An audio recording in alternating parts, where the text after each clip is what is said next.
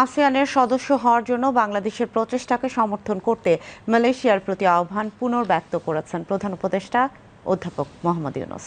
মালয়েশিয়ার people's justice পার্টির vice president এবং প্রধানমন্ত্রী আনোয়ার ইব্রাহিমের কন্যা নুরুল ইজ্জাহ আনোয়ার আজ রাষ্ট্রীয় অতিথি ভবন যমুনায় প্রধান উপদেষ্টার সঙ্গে সাক্ষাৎ করতে গেলে তিনি এ আহ্বান জানান।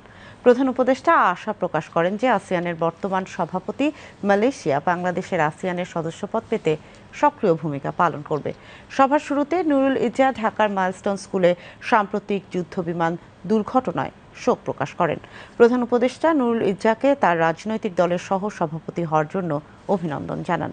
প্রধান উপদেষ্টা বাংলাদেশের সাম্প্রতিক রাজনৈতিক পরিবর্তন এবং অন্তর্বর্তীকালীন সরকারের গৃহীত সংস্কারের কথাও তুলে ধরেন। তিনি মালয়েশিয়ার প্রতিষ্ঠানগুলোকে বাংলাদেশে বিনিয়োগের জন্য আহ্বান জানান। বৈঠকে প্রধান উপদেষ্টার আন্তর্জাতিক বিষয়ক বিশেষ দূত লুৎফা সিদ্দিকী এবং সিনিয়র সচিব এবং এসডিজি বিষয়ক সমন্বয়ক লামিয়া মোর্শেদ উপস্থিত ছিলেন।